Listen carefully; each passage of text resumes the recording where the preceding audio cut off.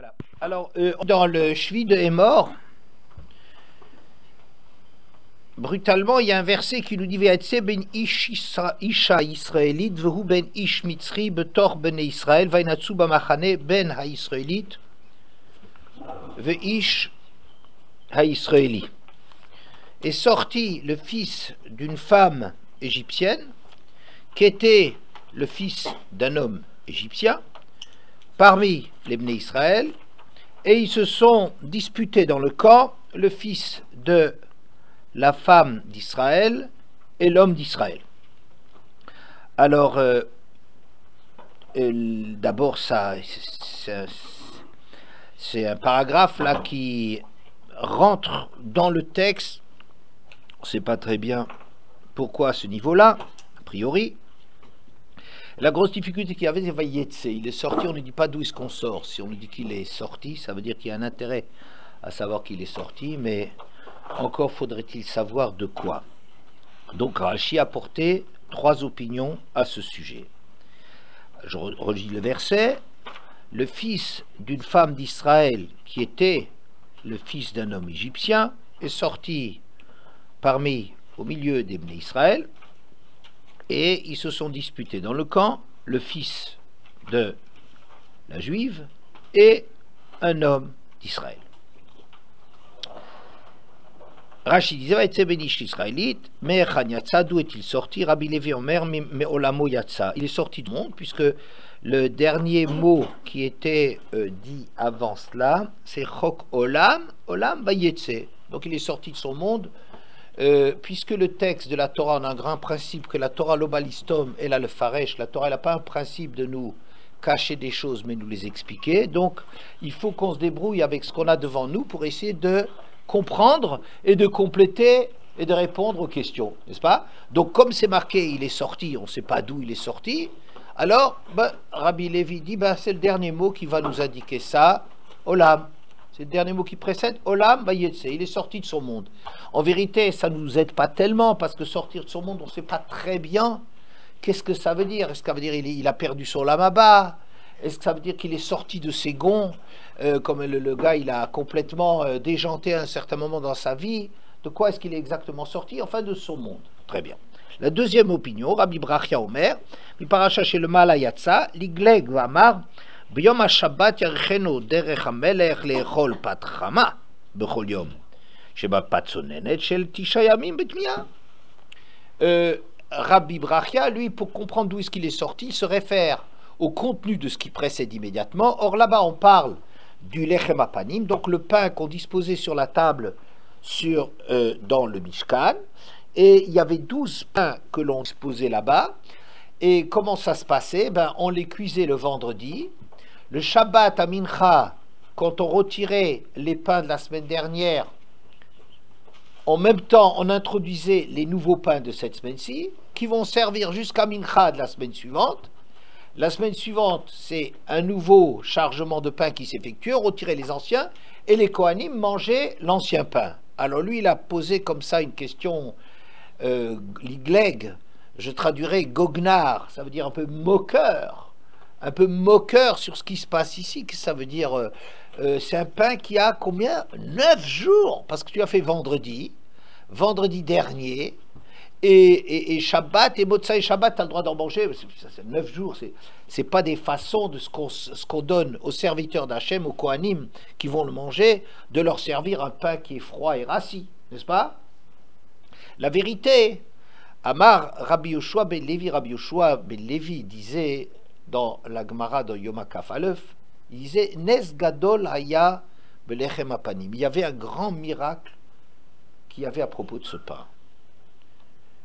Que Siluko que Siduro. Quand on l'enlevait, c'était comme quand on le mettait. Chez Neymar, la Soum Lechem Chom Beyom Ilakacho. D'y placer un pain qui était chaud le jour où on l'a retiré. Ça veut dire quoi? Qu'il y a quelque chose d'extraordinaire comme miracle qui se passait, que ce pain était un pain en vérité chaud. Regardez comment on s'exprime. Il fallait placer ce pain qui était chaud comme le jour où on le retirait. Le monde à l'envers. Pas qui restait chaud le jour où on le retirait comme le jour où on l'a placé. C'est même l'inverse.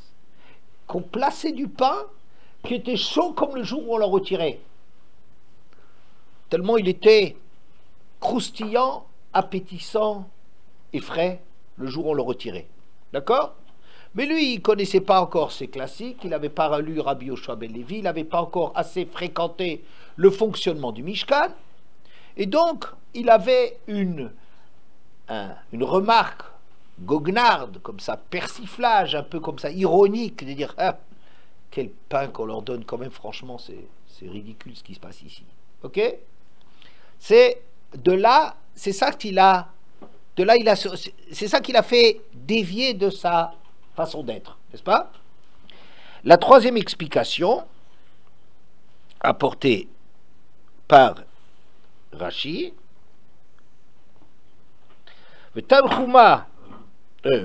non, pardon, Umatnita Amra, mi bet dino shel Moshe yatsa mechuyav, qu'en vérité, il est sorti coupable ou condamné, disons, du Beddin de Moshe, Ba lita oalo betor machane Dan, il était venu pour planter sa tente dans le camp de Dan, Amroulo mativra, le Khan, qu'est-ce que tu viens faire ici? Amalahem, bibne Dan ani, mais moi je suis de la famille de Dan, Amroulo, ish al diglo, beotot levet avotam. C'est marqué, un homme devra être d'après le drapeau de la maison paternelle. C'est le père qui fixe les choses. Et donc, le père, ton père, il n'a rien à faire ici. C'est ta mère qui est de Dan. Comme c'est marqué tout de suite après, Veshemimo, Shomit Badivri, le maté Dan, n'est-ce pas? Sa mère, c'est Shomit Badivri, le maté Dan. C'est la seule, mais c'est marqué ici que son père est Ishmitzri. Or, le critère, c'est le père. T'as rien à faire, dégage. Nichnas le Beddino chez le Moshe. Il est rentré dans le Beddin Moshe pour contester le fait qu'on ne voulait pas le laisser s'établir dans le camp de Dan. V'yatsa mechuyav. Et il est ressorti condamné. Ouais. Amad v'gidef. Et donc, à ce moment-là, il a blasphémé. Le Zohar dit un peu les choses autrement. Il dit, qui c'est l'homme avec qui il se disputait? Le Ish Israéli. Alors, le Zohar, il dit, Ish Israéli, c'est le mari de Shlomit. Si c'est elle, Isha Israélite, alors Ish Israéli, c'est le mari de Shlomit. Ou bien, une autre opinion dans le Zohar, je ne sais pas sur quoi il est fondé, le fils de cet homme, du mari de Shlomit. C'est-à-dire que quand on sait que l'Égyptien qui était là, c'était un responsable un noguès, c'est-à-dire un oppresseur des Juifs. Il avait sous lui 10 gendarmes, si l'on veut, juifs. Les capots, il prenait des Juifs pour être l'intermédiaire, comme ça, si le travail n'est pas fait, on rosse le Juif qui en est responsable, n'est-ce pas? Ou bien c'est lui qui rosse ses frères, les Chotrim Bnei Israël, ou bien c'est lui qui est rossé. De toute façon, c'est un juif qui les rappe. C'est intelligent, cette histoire-là. Et c'est pour ça, entre parenthèses, que les Chotrim Bnei Israël, ils ont été choisis pour le Sanhedrin parce qu'eux, ils ne voulaient pas mettre plus de pression que nécessaire sur leurs frères. Et donc, c'est eux qui étaient tout le temps frappés parce qu'on n'arrivait pas à suffire à la besogne. N'est-ce pas? Bon. Et il avait un des hommes qui était sous ses ordres, c'était ce juif, le mari de Shlomit. Et comme Shlomit, c'était une femme qui était très ouverte, qui parlait, qui saluait tout le monde, le Noguès a remarqué cette femme, et un jour, il a fait réveiller le mari pour aller chercher les 10 juifs sur lesquels il était responsable, et il allait rejoindre la femme comme si c'était le mari qui revient à la maison. En vérité, le mari est revenu à la maison, il a vu cet Égyptien qui était là, qui sortait de là, qui se rhabillait. Bon, bah. Et l'Égyptien a très bien vu que le mari l'avait surpris. C'est à partir de là que Moshe a vu un homme égyptien, Ish Mitzri, Makei Shivri Mechav, qui frappait un hébreu de ses frères. Qui c'était? Ben, c'était ce Égyptien-là qui était allé avec Shlomit, en faisant croire qu'il était le mari. Et donc, quand il s'est rendu compte que le mari s'est rendu compte, il a voulu comme ça le tuer, ou l'éliminer, le rosser. Et c'est ça ce que Moshe a réagi, et Moshe l'a tué. Et c'est pour cela, comme on voit, que le lendemain, quand Moshe est sorti, il a vu que c'était deux Hébreux qui se battaient. Ouais. Datan va Aviram, c'est toujours eux les mauvais, les fauteurs de troubles en Israël. Alors Datan et Aviram qui se battaient, et Moshe il s'approche pour faire la paix. Et l'un des deux lui dit, alors Geini ata Omer, Kacher Arakta et Mitzri, est-ce que tu vas parler pour me tuer comme tu as tué l'Égyptien? De là on apprend que Moshe a tué par la parole l'Égyptien. D'accord? Bien. Alors, le Zohar est en train de nous raconter l'histoire suivante. Qu'en vérité, le mari, quand il a vu ça, il était écœuré d'aller avec sa femme, parce qu'elle avait été prise par un Égyptien, et donc il a pris encore une autre femme, dont il a eu des enfants, peut-être le fils de l'homme égyptien. Quoi qu'il en soit, c'est une histoire de famille. Vous savez, dans les histoires de famille, on ne sait pas toujours très bien de quoi c'est fait. Il y a des non-dits, il y a des choses inavouables, il y a des secrets, n'est-ce pas? Et dans cette famille, il y avait un secret. C'est que le père de l'enfant, de Shlomit, en vérité, c'était un Égyptien, n'est-ce pas? Et c'est des choses qui sont en général pas très dites.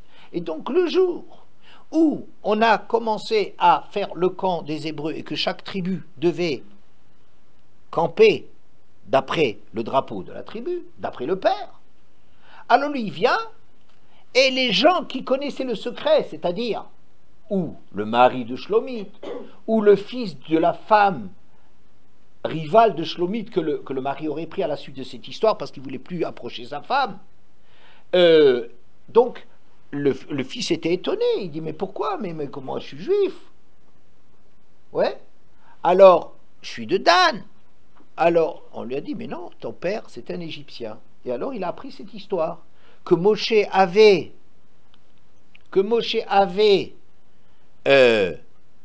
tué son père par la parole. Et c'est pour cela qu'il a blasphémé, c'est-à-dire il a injurié le nom d'Hachem, puisque le nom d'Hachem a fait tuer son père. Alors donc, c'est pour cela qu'il a maudit la cause de la mort de son père. Qui est très bien ce Zohar, parce qu'on comprend pourquoi il n'a pas maudit Moshe. Moi, je dirais, si tu as un problème, alors tu aurais pu maudire soit ton adversaire, le gars qui l'empêchait de se placer, soit peut-être le Moshe qui t'a condamné. Qu'est-ce qu'Hachem il a à faire là-dedans? Mais d'après le Zohar, on comprend bien que puisque le nom d'Hachem avait servi à tuer son père, et ben c'est pour cela que, etc. D'accord? Bien. Maintenant, on a trois explications en gros devant nous. Et en vérité, ces trois explications doivent aller dans le même sens. Pourquoi? Parce qu'il n'y a pas de raison d'en allumer une pour l'autre. Le texte présente un problème, éveille un problème. D'où il est sorti? Eh ben, il y a trois indications d'où il est sorti. Soit le dernier mot, qui s'appelle Olam, mais on ne sait pas très bien sortir de son monde. Soit l'histoire qui précède, c'est à propos du pain qu'il avait ridiculisé, soit le fait de vouloir s'établir dans le camp, et il n'a pas, et ça c'est le contenu de ce qui est raconté, de ce qu'on devine à demi-mot, le fils de ces femmes égyptiennes, juives dont le père est égyptien, qui s'est battu avec un juif, dans le camp, donc à propos du camp, c'est comme ça qu'on reconstitue l'histoire. Vous voyez? Bien. On va oublier cela pour un certain temps, et parler apparemment de tout à fait autre chose. Hein? Alors, il y a une Gemara, Ta'anit Kavav, qui nous raconte la chose suivante. Il y avait une grande discussion entre Rabbi Meir, Rabbi Yehuda et Rabbi Yossi pour savoir quand est-ce qu'on fait Birkat Kohanim. Est-ce qu'on le fait à Shachrit à Moussaf? Est-ce qu'on le fait Shacharit, Moussaf et Neila de Kippour? Est-ce qu'on le fait dans toutes les tfilotes, Shacharit, Moussaf, Mincha et Neila, quand il y avait ces différents offices, n'est-ce pas? Et c'est une grande discussion. Rabbi Meir a une opinion là-dedans. Il dit on le fait à toutes les occasions.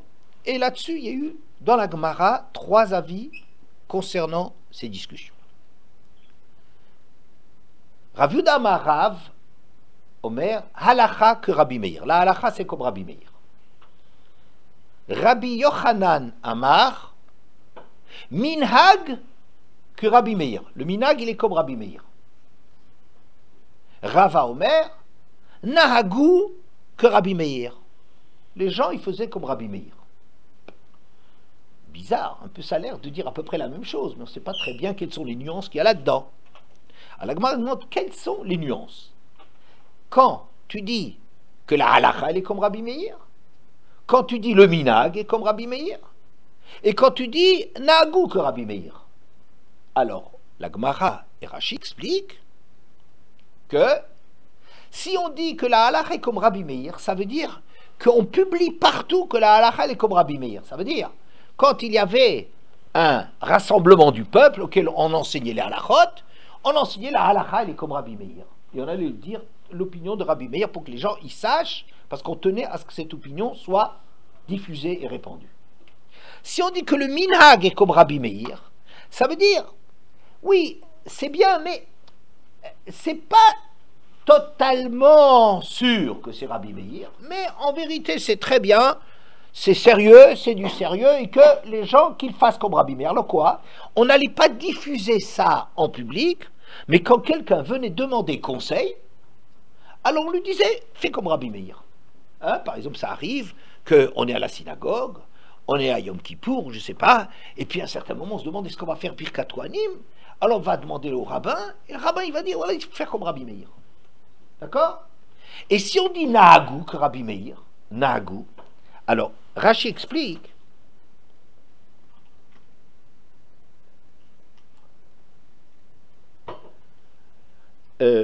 Ouman Damar Nahagu, celui qui pense que les gens ils faisaient comme Rabbi Meir, ils ont pris l'habitude comme Mashma Hen Nahagu Belen, ça montrerait que c'est eux qui ont pris l'initiative. Les gens ils préféraient Rabbi Meir, ils faisaient comme Rabbi Meir, comme si c'est le peuple qui a décidé de le public a décidé de faire comme Rabbi Meir. Aval Eino Ikar. Mais c'est pas ça l'opinion. En vérité, c'est pas comme ça qu'on aurait fait. Hein? Les gens, ils ont pris l'habitude de faire ça d'eux-mêmes. Au minhag, mais quand on dit que c'est minhag, mashma torat minhag yesh badavar, ou minhag kasher, ou et quand on le qualifie de minhag, ça veut dire que ça a une valeur et c'est un minhag qui est kasher. Un minhag qui est correct. On voit ici que quoi? Qu'il y a différents degrés. Il y a différents degrés dans la légitimité d'une opinion. Une opinion peut être la halakha. Si tu dis c'est la halakha, ça veut dire que c'est quelque chose qui est marqué dans le Shulchan Aruch. On insiste là-dessus, on enseigne à tout le monde que tout le monde se mette ça dans la tête. Il n'y a pas d'autre opinion par rapport à ça. C'est ça, on fait comme Rabbi Meir et pas comme Rabbi Yehuda ni comme Rabbi Yossi. Point. Quand on dit minhag que Rabbi Meir, ça veut dire les chachamim ils disent que c'est un minhag comme Rabbi Meir, mais ça veut dire c'est pas aussi officiel, mais c'est quand même quelque chose dans lequel chachamim ils sont derrière cela, mais pas parce qu'ils considèrent que c'est indiscutable, mais ils disent c'est bien, c'est quelque chose qui, d'accord? Bien. Qu'est-ce que je dirais là-dedans? Que c'est quelque chose qu'on ne va pas publier pour éliminer toute autre façon de penser, mais que en vérité c'est comme ça qu'on fait, il faut le dire aux gens, c'est comme ça qu'on fait quand quelqu'un vient demander, on lui dit on fait ça. Et quand on dit Nahagu, c'est seulement un truc que les gens ils ont pris l'habitude et on ne va pas éliminer ce truc-là. Ça veut dire, on ne va pas dire que c'est nul. On va dire c'est pas comme ça normalement qu'on aurait dû faire, mais comme les gens ils ont pris cette habitude, on laisse faire. C'est quelque chose. C'est pas nul, c'est pas ça, mais c'est pas nul, on les empêche pas. Ok? Vous y êtes? Bien. Donc on voit que halakha, c'est plus fort que minhag, et beaucoup plus fort que nahagu, puisque ça c'est quelque chose qui est indiscutable et qu'on va. D'accord? Bien. Deuxième texte. Gemara dans Sanhedrin, elle nous parle des situations dans lesquelles il faut donner sa vie plutôt que de transgresser. Alors en général, nous on sait qu'il y a 3 mitzvot sur lesquels il faut donner sa vie plutôt que de les enfreindre. C'est quoi, mesdemoiselles? Gilui Arayot, Avodah Zara, Gilui Arayot et Shfichut Damim. L'idolâtrie, le meurtre et les unions interdites. D'accord? Il vaut mieux mourir que de les faire. Ça, c'est quelles que soient les circonstances. Maintenant, il y a des choses qui dépendent des circonstances. C'est-à-dire, si par exemple, c'est Shat Hashmad. Shat Hashmad, ça veut dire que c'est un moment de persécution religieuse où les goïms veulent absolument contraindre les juifs à plier. Alors là, on ne plie pas. Mais sur n'importe quoi. Alors Rachid dit sur n'importe quoi, il explique la Gemara, Afilou al-Arkata de Messana. Arkata de Messana, c'est quoi? C'est une façon dont les juifs avaient des lanières spéciales, et ils ne fermaient pas les chaussures comme les goïms. D'accord? Alors, de quoi s'agissait-il? Alors, il y a beaucoup d'opinions là-dessus, je vais vous donner quelque chose de plus facile à comprendre. C'est que les juifs, ils avaient des boucles pour fermer les chaussures qui étaient noires, comme ça, en souvenir de la destruction du Beth Amikdash, qui gardent ça comme ça, un peu quelque chose qui leur rappelle. Et donc, les juifs, ils avaient d'autres façons de nouer que les goïms. Alors, Rachid dit, Sarou Hanal, la lanière des chaussures, chez Im derech aovde kochavim likshor kach, v'derech Israël binyan acher, si les goïms ils ferment leurs chaussures d'une certaine façon et les juifs d'une autre façon, que gon chez yesh tzad yahadut bedavar, dans un cas où ça correspond à quelque chose de juif, d'accord?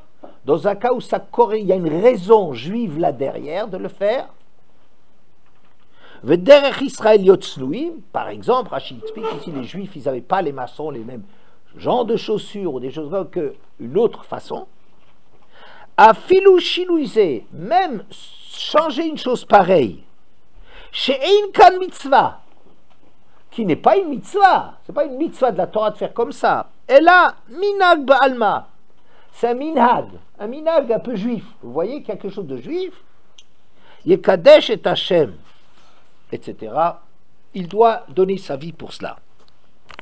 Vous entendez?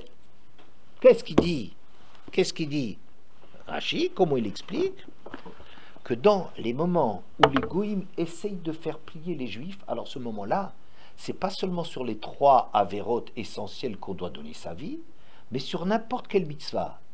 Et Rashi dit même sur quelque chose qui n'est pas une mitzvah, mais seulement c'est un bon minag. C'est un minag qui a quelque chose de juif, ça veut dire qu'il y a une raison juive là derrière. Par exemple la tzniout, ou bien la avelout du Beth Amikdash. D'accord? Ça veut dire qu'il faut distinguer dans les minagim, il y a des minagim qui sont rien du tout. On a l'habitude de faire cela, vous connaissez tous l'histoire, toute l'histoire de cette synagogue. Je ne vous ai pas raconté récemment la synagogue en Alsace, dans laquelle on raconte cette histoire, que les gens, à un certain moment dans la synagogue, toujours, quand ils passaient là-bas, ils baissaient la tête et puis relevaient après. Hein, vous vous souvenez? Alors, ils ne comprenaient pas pourquoi, Bon, alors, ils ont demandé, personne ne savait. En général, comme ça, dans les minagim, les gens, ils ne savent pas très bien d'où ça vient. Mais bon, il y avait un vieux là-bas qui dit, oui, il y a très très longtemps, la synagogue était beaucoup plus petite, et à cet endroit-là, il y avait une poutre. Alors, les gens, ils étaient obligés de baisser la tête pour passer là. Et après, on a agrandi, on a enlevé la poutre et agrandi la choule. Alors les gens, ils avaient toujours l'habitude de se baisser là. Est-ce que ça, c'est un minag qui a quelque chose de respectable? Rien, il n'a rien de juif. C'est stupide. Hein, il n'y a pas de raison, c'est minag shtout. Il y a beaucoup de minagim chez les juifs qui sont des minagim qui ne correspondent à rien. Même si tout le monde fait comme ça, c'est un truc idiot. À la base, c'est un truc idiot qui n'a aucune raison d'être. Mais un minag dans lequel il y aurait quelque chose de juif, que ce soit de la tsniout, que ce soit un siman d'avelout, que ce soit, hein, par exemple, de manger la dafina pour avoir un repas chaud Shabbat, pour garder un feu qui cuit Shabbat. Ça, c'est des choses sur lesquelles il y a une bonne raison, une raison juive là derrière. Alors même si on dit que ça n'est pas la halakha, même si on dit que ça n'est pas la halakha, mais étant donné que ça a quelque chose de juif d'agir de cette façon-là, eh bien il y a des moments dans lesquels il faudrait, devant 10 juifs, si quelqu'un veut nous faire plier, on ne pliera pas. Ou si c'est dans des moments de persécution, on ne pliera pas. Parce que c'est que... Voilà. Vous voyez ici que quoi? Que même quelque chose qui est un minag, qui n'est pas la halakha, ce minag dont on parlait tout à l'heure, les gens, ils ont pris l'habitude de faire comme la troisième opinion, celle de Rava. Les gens, ils ont pris l'habitude, Nahagou que Rabbi Meir. Ils ont pris que l'habitude. Bon, ça a quelque chose, c'est une opinion, c'est Rabbi Meir, c'est pas rien. Même si en vérité on donnerait raison plutôt à Rabbi Yehuda ou à Rabbi aussi. Ouais. Mais ça a quelque chose de juste, c'est pas nul. C'est Rabbi Meir, c'est pas nul, même si on l'aurait jamais fait a priori. Vous y êtes? Qu'est-ce que je veux dire par là? Je veux dire par là qu'il y a une hiérarchie, c'est-à-dire une supériorité de la halakha par rapport au minhag. Que si c'est la halakha, on va le diffuser, on le crie sur les toits, on veut que tout le monde l'applique. Si c'est un minhag que les chachamim recommandent, on ne le crie pas sur les toits, mais on le conseille aux gens qui viennent demander quelque chose. Et même si c'est une habitude que les gens ils ont prise d'agir comme ça, dès lors que cette habitude elle a un certain sens, on ne va pas se bagarrer avec les gens pour l'enlever. C'est toujours ça. D'accord? On conserve.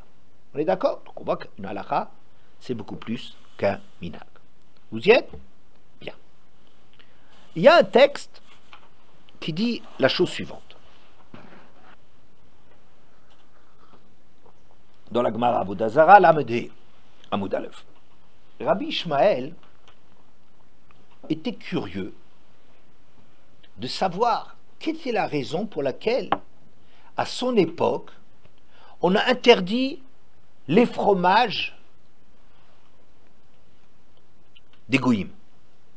Apparemment, jusque-là, ou les chachamim ne s'étaient pas réveillés au problème, ou bien il y a eu un changement dans le mode de fabrication. Ouais, mais les chachamim ont interdit le fromage des goïms. Ah, alors Rabbi Ishmael, il est allé chez Rabbi Yoshua, son maître, il lui a demandé quelle est la raison. Alors Rabbi Yoshua lui a répondu. Et Rabbi Ishmael, il a réfléchi là-dessus, il a dit c'est pas possible, c'est pas une bonne raison. Bon, alors Rabbi Yoshua a dit non, c'est ça qui se passe. Il a rectifié une raison. Et Rabbi Ishmael, et Rabbi Yoshua, son maître, qui a donné une autre raison. Mais Rabbi Ishmael, comment il a réagi? La deuxième réponse qu'on lui a donnée de Rabbi Yoshua, il l'a aussi enlevée. Et alors à ce moment-là, Rabbi Yoshua, il entraîne, c'est comme s'il le prenait sous le bras, il lui pose d'autres questions. C'est Rabbi Yoshua qui prend son élève Rabbi Ishmael qui lui pose des questions, auxquelles apparemment il ne sait pas répondre. On a l'impression qu'il ne sait pas répondre, parce qu'il a donné deux réponses que Rabbi Ishmael a démolies. Ouais.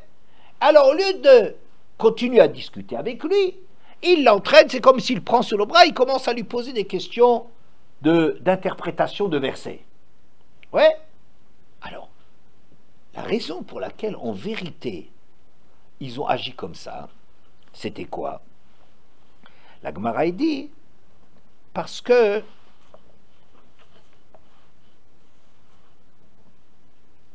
c'était une gzera chadasha, parce que c'est une décision qui était nouvelle.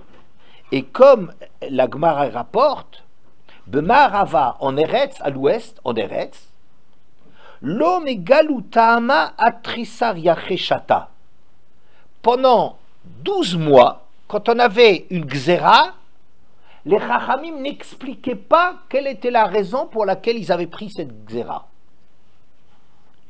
Dilma Ika Enosh, de l'os virale, va à tous les isoulébas. Parce que peut-être les gens, ils vont contester cela, Et d'abord, il n'attacherait pas d'importance à la xéra, il la laisserait, il la respecterait pas. D'accord? Rashi dit Lo megalutama lama gazwalav, il ne révélait pas la raison d'une xéra pendant un an, pardon. Pourquoi il l'avait décidé? Dilma ika de leitleautama, peut-être il y aurait quelqu'un dans le public qui ne serait pas d'accord avec cette raison de faire la xéra. Velo badilmine, et lui il continuera à faire ce qu'il faisait avant sans respecter. Ou me zalzel, et qu'il méprise la nouvelle xéra. Mais c'est ridicule, c'est bidon leur truc. Aval hashta de l'omeglutama. Mais maintenant que les chachamim, quand ils prenaient une xéra, pendant un an, ils n'en parlaient pas. Ils ne disaient pas le pourquoi de la chose. Tamadukta. Bedimine, alors les gens, ils s'écartaient, ils respectaient. Oui. Bedile koule alma. De savre kaburabana bemilta. Parce qu'ils se disaient, ouais, les gens qui ont décidé ça, ils savent très bien. Ils ont des bonnes raisons de le faire. Comme ça, ils se disent. De atéminer khourba, parce que peut-être c'est dangereux de ne pas faire comme les chachamim parce qu'ils savent bien pourquoi ils l'ont fait. Va'anan ou de l'obekinan betama, et c'est nous qui n'arrivons pas à trouver pour quelle raison. Vous entendez cela? C'est extraordinaire. Quand ils voulaient faire une nouvelle xéra, pendant un an, ils ne révélaient pas la raison de cette xéra. Pourquoi? Parce que si on la révélait, les gens ils commenceraient à discuter, ils diraient ouais, pas tellement, mais c'est pas, c'est ridicule, c'est pas ça qu'il faut faire, etc. Et donc ça passerait pas à la xéra. Mais si on donne aux gens l'habitude d'agir comme ça, alors au bout d'un an où les gens, regardez, imaginons par exemple, jusqu'à présent, dans les supermarchés cachers, ouais, on vendait toujours tel et tel produit. Maintenant, hop, on va nous dire, par exemple, on peut plus. Par exemple, je sais pas, ils vendaient de l'huile du commerce où on savait qu'on pouvait prendre de l'huile, certaines huiles, et tout d'un coup, les chachamim vont nous dire on n'a plus le droit de prendre de l'huile sans air. Et ils disent pas pourquoi. S'ils avaient dit pourquoi, les gens disent ah, c'est pas assez surveillé, etc. Bon, peut-être on peut, etc. Ça relativise, vous comprenez, chacun va décider oui, waouh. Et ça passera pas très bien. Mais si maintenant on trouve qu'il n'y a plus dans les supermarchés que des trucs avec tampons et que les chachamim publient, il faut dorénavant prendre de l'huile avec hashgacha. Comme ce truc-là, les gens ils savent pas le pourquoi de la chose, ils vont se dire c'est vraiment important, il y a quelque chose d'important. Et donc, ils vont s'habituer, ils vont prendre le minag de prendre que de l'huile sous surveillance. Après, on pourra de nouveau discuter sur la chose parce que les gens ils ont pris l'habitude. Vous voyez un avantage du minag, qu'un minag, qu'il peut servir parce que les gens, ils font comme ils ont l'habitude de faire. Vous comprenez ça? Hein? Et c'est à ça qui s'était passé avec Rabbi Ishmael. Quand Rabbi Ishmael lui a demandé, il était étonné, tiens, on prend plus de fromage de goy, il a commencé à donner les raisons. Alors son maître Rabbi Yoshua, il lui a jeté un os, il lui a donné, voilà, c'est ça la raison. Il ne voulait pas tout de suite l'envoyer promener, alors il lui a donné une raison. Mais Rabbi Ishmael, c'est un grand Talmid Racham. Il a réfléchi sur cette raison, il dit c'est pas possible cette histoire. Alors Rabbi Yoshua, il a insisté, il a continué, il a dit oui, non, ça doit être cette raison-là. Et Rabbi Ishmael, qui est un très grand Talmid Racham, même la deuxième raison qu'on lui a donnée, il n'a pas avalé. Alors Rabbi Yoshua, qu'est-ce qu'il a fait? Il a pris, il a entraîné, il a fait oublier ses questions, en lui posant d'autres questions. Il dit, hey, regarde-moi ce verset, comment t'étudies ça? Vous voyez? Qu'est-ce qu'il a fait? Il a essayé de le détruire. Pourquoi? Parce que c'était encore une xéra qui était toute fraîche, et les chachamim ne voulaient pas expliquer la raison pour laquelle il a pris, pour que ça s'installe dans les mœurs. Et une fois que ça s'installe, les gens ne remettront plus ça en question. Même si on trouve une question, on trouve une question, mais c'est une question. Une fois, Rav Gourevitch, il a dit quelque chose, celui qui dirige les Lubavitch ici, je trouvais quelque chose de très intéressant. Il dit la chose suivante. Les enfants, d'abord, ils étudient la Torah. Et puis ensuite, au bout de quelques années, on peut leur donner à étudier les sciences naturelles et des choses de ce genre-là. Et il disait comme ça. Quand on a été éduqué dans un milieu dans lequel Il n'y a pas de dinosaures et des choses de ce genre-là. C'est Hachem qui a créé le monde en 7 jours. Et le monde, il a 5700 ans. Oui. Les gens, quand on s'habitue à faire comme ça, et après on voit des Jurassic Park ou je sais pas, des animaux comme ça, truc, on est beaucoup plus froid par rapport à cela. On dit, tiens, c'est bizarre, comment est-ce qu'il peut y avoir des dinosaures? Il y a des traces de dinosaures. Mais le truc qui est acquis, qui est rentré dans les mœurs, c'est qu'Hachem, il a créé le monde en 6 jours, 7 jours. Et puis voilà, c'est comme ça que ça se passe. Alors les gens, ils prennent ça comme départ.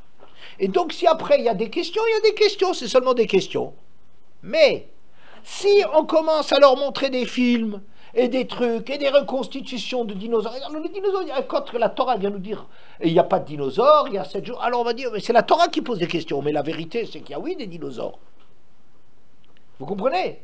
Donc il faut utiliser le fait qu'une chose elle est acceptée, elle est rentrée dans les mœurs, et après ça veut dire dans les fromages, c'est sûr qu'au bout d'un an, Rabbi Yoshua, il est allé chez Rabbi Ishmael et dit, tu sais la raison pour laquelle on a fait, c'est comme ça. Mais ça y est, Rabbi Ishmael, il a acheté du fromage, il a acheté plus de fromage chez les Goïms.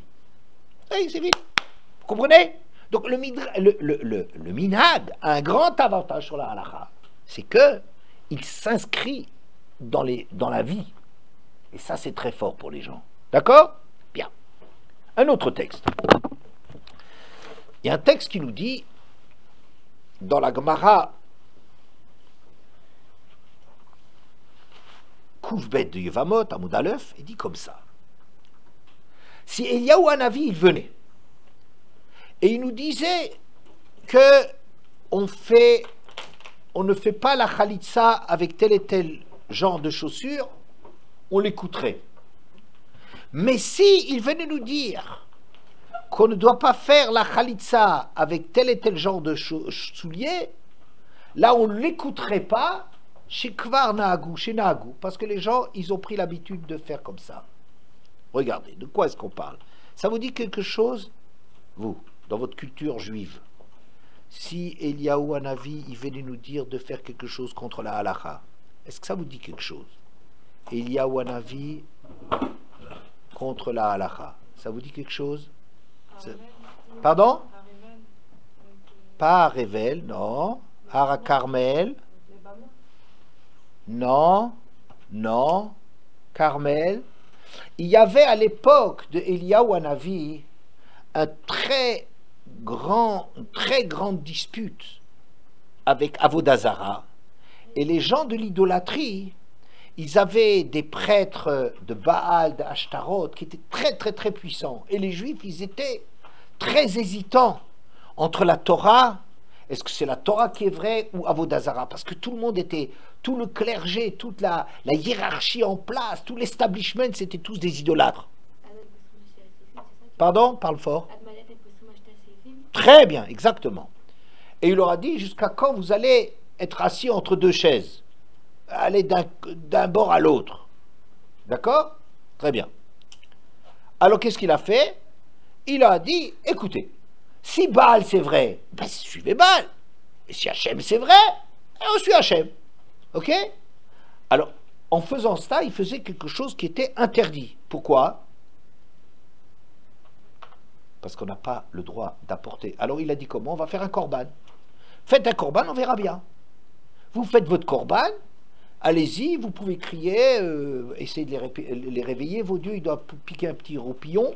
Il les regardait comme ça, il se moquait bien gentiment comme il fallait, quoi. Oui, il faut s'exciter un petit peu. Ils sont sans doute en train de parler des commentaires sur les matchs de foot, là en haut.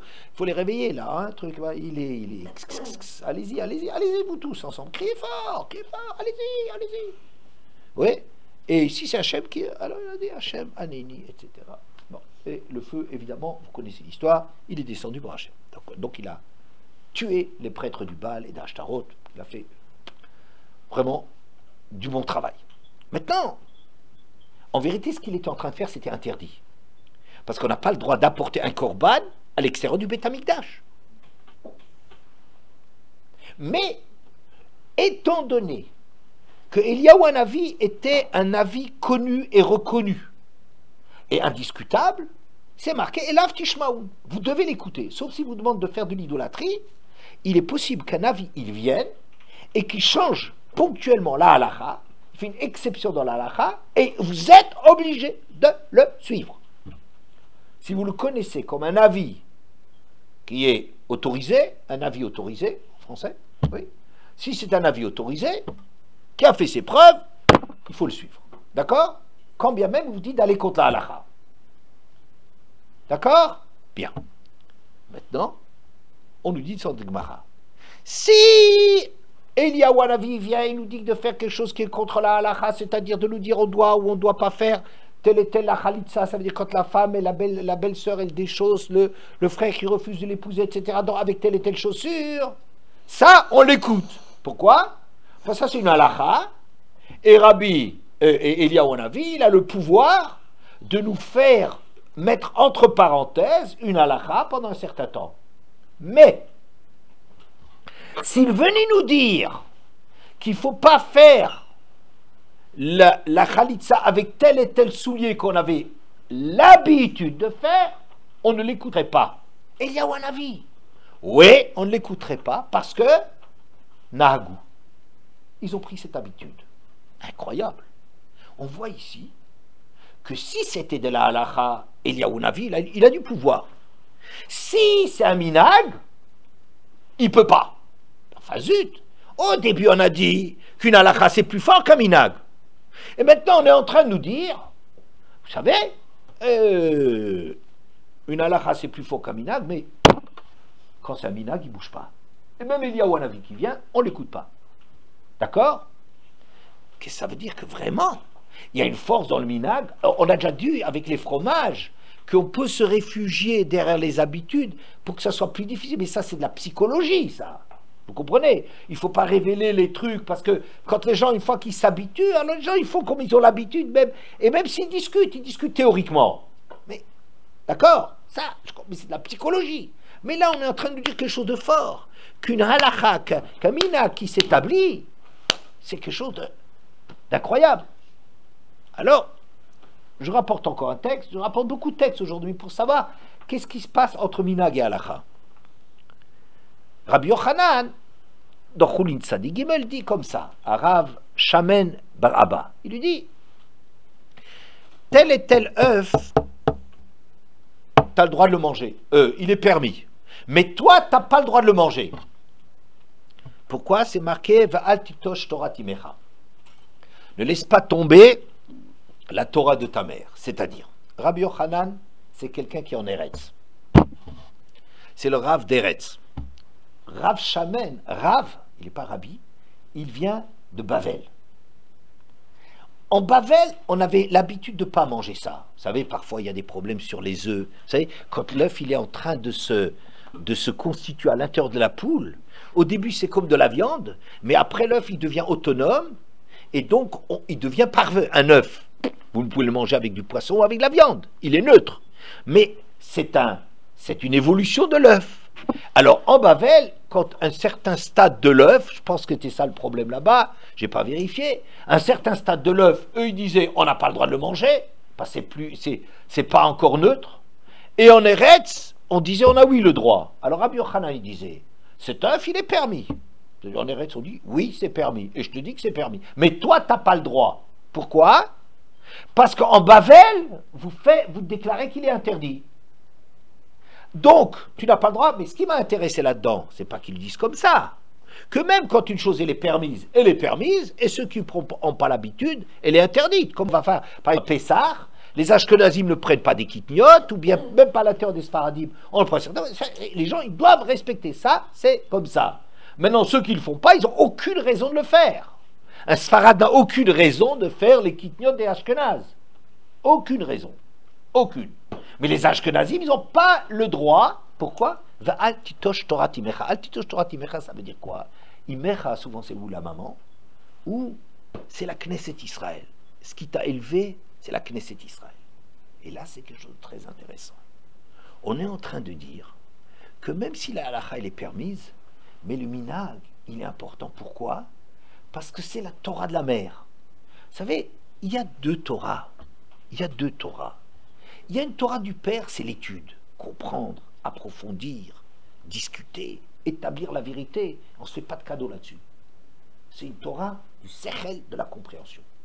Mais il y a une deuxième chose qui s'appelle la Torah de la mer, c'est-à-dire les habitudes, les minagim, ce qu'on fait.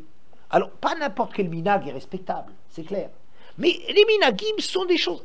Pourquoi? Parce qu'un minag, si vous voulez, c'est le cadre, c'est le repère vécu des Juifs. C'est la tsura, si vous voulez, c'est le cadre dans lequel on se repère. Comme par exemple, il y a des choses dans l'histoire personnelle de chacun. J'ai vécu dans telle maison, j'ai vu tel endroit qui veut dire... Ça, c'est l'histoire personnelle de chacun qui est extrêmement importante. Il y a des choses qu'on peut partager avec tout le monde, oui, sur lesquelles on peut discuter, mais il y a des choses, c'est mon histoire personnelle. Et j'ai une sensibilité comme ça à tel et tel bijou, parce que je me souviens que maman, elle portait ça. Ou bien les pères qui amenaient les enfants, qui gardent les enfants pour la Havdalah. Ah, alors l'enfant, il garde, même 50, 60, 70 ans après, il a encore de l'émotion quand il pense à son père qui l'amenait, ou qui l'amenait à Tachlir, quand on va à Rosh Hashanah, au bord du fleuve, etc., pour les Averot, pour jeter... Oui, c'est des trucs qui sont les minagim. Vous voyez, c'est des choses qui sont... C'est peut-être pas de la halakha, mais à un certain niveau, c'est plus important même que la halakha. Pourquoi? Parce que ça fait que tu es un juif de quelque part. Est-ce que vous comprenez? Hein? C'est pour ça que quand les chachamim, ils prennent une gzera, et que le public ne suit pas, c'est pas une gzera. Pourquoi? Pas parce qu'elle n'est pas suivie des faits. Non, pas pour ça. Mais parce que si elle n'est pas acceptée, le but, c'est que ça transforme le juif. Et si c'est gzera, même si c'est Ezra qui a une fois essayé de faire une gzera mais qui exigeait tellement que les gens, ils n'ont pas suivi, on dit, c'est pas bon. Pourquoi? Le but, c'est que les gens, ils se réfèrent à cela, ils vivent avec cela. Et s'ils ne suivent pas, ta gzera, elle est nulle. Vous comprenez? Est-ce que tout le monde comprend? Hein? Voilà. Alors maintenant, voilà. Maintenant, on a parlé, vous me demandez qu'est-ce que ça a à faire avec la paracha à laquelle on va revenir. Oui? Qu'est-ce que je vous ai dit? Je vous ai dit que la halakha, c'est sûr que c'est quelque chose de plus officiel et de plus contraignant qu'un minag, mais c'est pas vrai. Mais le minag, c'est quelque chose d'extrêmement fort, parce que le minag, c'est Torah Timecha. Et ça, il ne faut pas laisser tomber, parce que ça nous forme, ça nous donne une sensibilité. Vous comprenez? Plus tard, vous partirez du SEM. Mais on a connu dans telles circonstances. Ça crée des liens, ça crée du vécu, ça crée des sentiments affectifs. Et c'est extrêmement important. La Torah, en vérité, elle a deux choses qui forment. Le côté du père, le côté de la mère. Le côté de l'étude, qui est quelque chose d'intraitable et qu'il faut dire la vérité, chercher la vérité, remettre tout en question. Mais à côté de ça, il y a quelque chose d'extrêmement important. Un homme, c'est pas un pur esprit.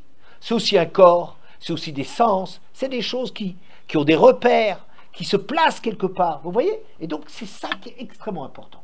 Maintenant, on va relire cette histoire de chez nous. Au départ, on a un gros problème pour dire, est-ce que avant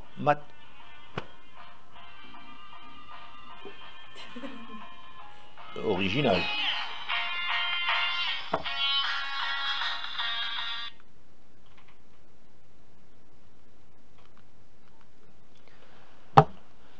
Excusez-moi. On a une grosse difficulté de savoir, est-ce que on était déjà juif après Avraham Avinu ou à Matan Torah? Ça, c'est une question qui est très, très, très discutée. Hein? Il y a dans la Torah, dans les Midrashim, on discute là-dessus, dans les Rishonim, le Ramban, il dit, dès le moment où Avraham Avinu, il a reçu la Mila, ça y est, il n'était plus goy. C'est quelque chose de tellement décisif, c'est une nouvelle loi qui vient. C'est vrai qu'il n'a pas toute la Torah, mais c'est suffisamment impératif pour qu'il soit dans un nouveau monde. Il est plus goy. Et Tosfot, il dit, c'est un autre Rishon, d'autres Rishonim très importants, ils disent non, ils sont seulement juifs au moment de Matan Torah. Ok? Bon. Mais c'est une discussion qui n'a pas cessé d'être une discussion dans tous les siècles depuis longtemps, longtemps, longtemps. Moi, je dis, pourquoi il y a tellement de discussions là-dessus? Vous savez pourquoi? Parce que la réalité, c'est que les gens, ils étaient en formation. On n'avait pas encore les Juifs à l'arrivée. Les Juifs qui ont reçu la Torah, c'est les Juifs, ils ont tous les éléments. Ça, bon, d'accord sur le Juif. Mais il y a des choses qui se sont passées.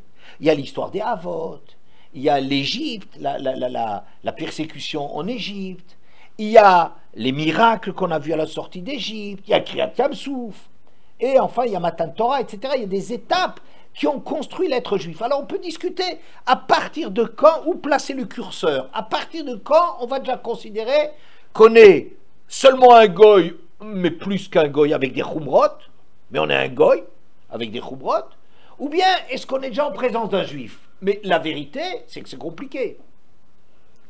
Et il y a une halakha dans laquelle les juifs et les goïms fonctionnent différemment. Qu'est-ce qui donne le caractère de juif? D'après quoi quelqu'un est juif? Qu'est-ce qu'il faut regarder pour savoir ce qu'est un? La mère. Si un goy il vit avec une juive, ou il est allé avec une juive, et qu'il y a un enfant, l'enfant est juif. Il lui manquera peut-être certaines choses du côté de la Gdoucha, ou peut-être des problèmes comme ça, mais juif, il est 100%. On est d'accord? Mais dans les nations, c'est le père qui fixe. Si par exemple, il y a un Égyptien qui va avec une femme d'Édom, ben, l'Égyptien, le père, donc il est égyptien. D'accord? Alors maintenant, la chose suivante. On est dans un cas, avec cet enfant-là, de quelqu'un, je dirais, qui a la double qualité. Étant donné qu'on est encore en cours de formation, et qu'on est en train de devenir des juifs à 100%, on n'est déjà plus vraiment des goïms, mais on n'est pas encore tout à fait dans ce no man's land, puisque c'est le seul cas, écoutez ça bien, le seul cas où un Égyptien, il a touché une femme juive. C'est pour ça qu'on nous a dit le nom. La Torah ne cache pas les choses. C'est une femme qui a été Shlomit Bat Divri le Matédan, elle a été avec, on le dit. Donc c'est le seul cas qu'on a, avant Matan Torah, où il y a eu une juive et un goy. Après, c'est plus comme ça. Après, une fois que la Torah elle a été donnée, même si une juive a été violée, chas shalom, ou vit avec un goy, chas shalom, mais on sait très clairement, on est déjà des juifs, et quand on est clairement des juifs, on va d'après la mère, et le père il compte pas, on le sait. Et si la mère elle était goy et le père est juif, c'est pas le fils du père juif, c'est un goy. On est d'accord? Ça, c'est clair. Mais comme maintenant on est encore en cours de formation, et c'est le seul cas qu'on a vu dans lequel il y a eu un goy avec une juive, alors je dirais que l'enfant, c'est l'enfant qui est à la fois goy et juif. C'est le seul cas où un enfant dans l'histoire a été goy et juif en même temps.